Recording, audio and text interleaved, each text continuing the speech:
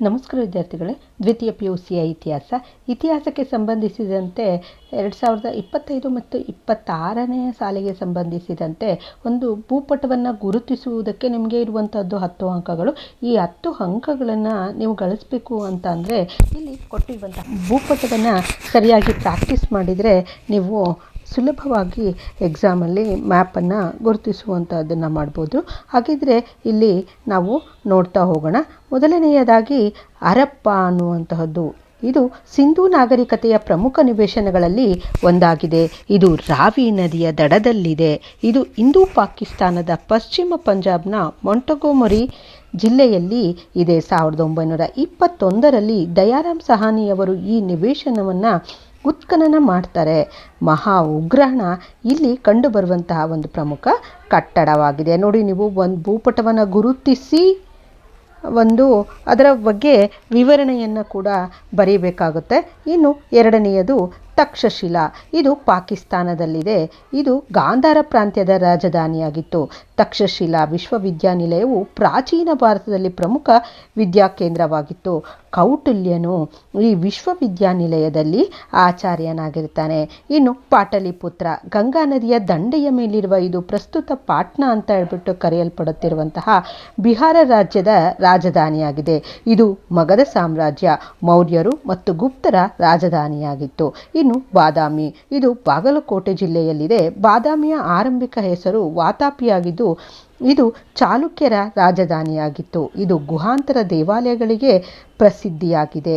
ಇನ್ನು ಕಂಚಿ, ಇದು ತಮಿಳುನಾಡಿನ ಮದ್ರಾಸ್ ಸಮೀಪದಲ್ಲಿದೆ. ಇದು ಪಲ್ಲವರ ರಾಜಧಾನಿಯಾಗಿತ್ತು. ಈ ನಗರವು ಹಲವಾರು ಶೈವ ಮತ್ತು ವೈಷ್ಣವ ದೇವಾಲಯಗಳಿಗೆ ಪ್ರಸಿದ್ಧಿಯಾಗಿದೆ. ಪ್ರಸಿದ್ಧ ಕಾಮಾಕ್ಷಿ ದೇವಾಲಯ ಇಲ್ಲಿದೆ. ಇನ್ನು ಹಳೆಬೀಡು, ಇದು ಹಾಸನ ಜಿಲ್ಲೆಯಲ್ಲಿದೆ. ಇದರ ಮೊದಲ ಹೆಸರು ದೋರಸಮುದ್ರ ಮತ್ತು ಇದು ಹೊಯ್ಸಳರ ರಾಜಧಾನಿಯಾಗಿತ್ತು. ಹೊಯ್ಸಳೇಶ್ವರ ಮತ್ತು ಶಾಂತಳೇಶ್ವರ ದೇವಾಲಯಗಳು ಇಲ್ಲಿವೆ. ಇನ್ನು ದೆಹಲಿ, ಇದು ಯಮುನಾ ನದಿಯ ದಡದಲ್ಲಿದೆ. ಇದು ದೆಹಲಿ ಸುಲ್ತಾನರ ರಾಜಧಾನಿಯಾಗಿದ್ದಿತ್ತಲ್ಲದೆ ಕೆಲಕಾಲ ಮೊಘಲರ ರಾಜಧಾನಿಯೂ ಕೂಡ ಆಗಿತ್ತು. ಕುತುಬ್ ಮಿನಾರ್, ಕೆಂಪುಕೋಟೆ, ಜಾಮಿ ಮಸೀದಿ ಮುಂತಾದ ಸ್ಮಾರಕಗಳು ಇಲ್ಲಿವೆ. ಇನ್ನು ದೇವಗಿರಿ, ಇದು ಮಹಾರಾಷ್ಟ್ರದಲ್ಲಿದೆ. ಅಲ್ಲಾವುದ್ದೀನ್ ಖಿಲ್ಜಿಯು ಈ ನಗರದ ಮೇಲೆ ದಂಡಯಾತ್ರೆಯನ್ನು ಕೈಗೊಳ್ತಾನೆ. ಮಹಮ್ಮದ್ ಬಿನ್ ತೊಗಲಕನು ದೇವಗಿರಿಯ ಸಮೀಪದ ದೌಲತಾಬಾದ್ ಎಂಬ ಹೊಸ ನಗರವನ್ನು ನಿರ್ಮಿಸ್ತಾನೆ ಹಾಗೂ ತನ್ನ ರಾಜಧಾನಿಯನ್ನು ದೆಹಲಿಯಿಂದ ದೇವಗಿರಿಗೆ ಅಲ್ಪಕಾಲ ಸ್ಥಳಾಂತರಿಸ್ತಾನೆ. ಇನ್ನು ಪಾಣಿಪತ್, ಇದು ಹರಿಯಾಣ ರಾಜ್ಯದಲ್ಲಿದೆ. ಭಾರತದ ಇತಿಹಾಸದಲ್ಲಿ ಇದೊಂದು ಪ್ರಸಿದ್ಧ ಕದನ ಭೂಮಿಯಾಗಿದ್ದು ಇಲ್ಲಿ 3 ಪ್ರಕಾರ ಕದನಗಳು ಜರುಗಿದೆ. ಆಗ್ರಾ ಮುಂದಿನದು, ಇದು ಉತ್ತರ ಪ್ರದೇಶದಲ್ಲಿ ಯಮುನಾ ನದಿಯ ದಡದ ಮೇಲೆ ಇದೆ. ಇದನ್ನು ಸಿಕಂದರ್ ಲೋಧಿಯು ನಿರ್ಮಿಸ್ತಾನೆ. ಇದು ಮೊಘಲರ ರಾಜಧಾನಿಯಾಯಿತು. ತಾಜ್ ಮಹಲ್ ಆಗ್ರಾದಲ್ಲಿನ ಅತ್ಯಂತ ಪ್ರಮುಖ ಸ್ಮಾರಕವಾಗಿದೆ. ಇನ್ನು ಹಂಪಿ ತುಂಗಭದ್ರಾ ನದಿಯ ದಡದ ಮೇಲಿರುವ ಇದು ಬಳ್ಳಾರಿ ಜಿಲ್ಲೆಯಲ್ಲಿದೆ. ಇದು ವಿಜಯನಗರ ಸಾಮ್ರಾಜ್ಯದ ರಾಜಧಾನಿಯಾಗಿತ್ತು.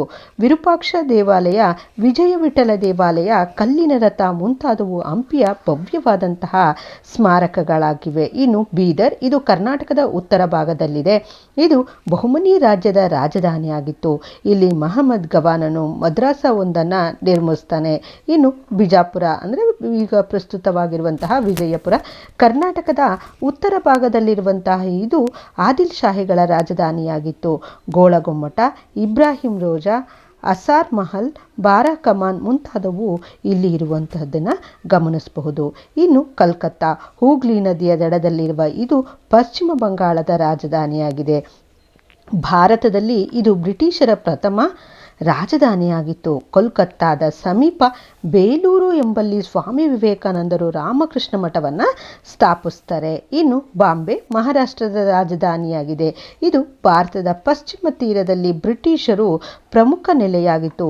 ಭಾರತೀಯ ರಾಷ್ಟ್ರೀಯ ಕಾಂಗ್ರೆಸ್ನ ಮೊದಲ ಅಧಿವೇಶನ ಅಲ್ಲಿ ಜರುಗುತ್ತೆ. ಇನ್ನು ಪಾಂಡಿಚೇರಿ, ಇದು ಮದ್ರಾಸ್ನ ದಕ್ಷಿಣಕ್ಕೆ ಕೋರಮಂಡಲ ತೀರ ಪ್ರದೇಶದಲ್ಲಿದೆ.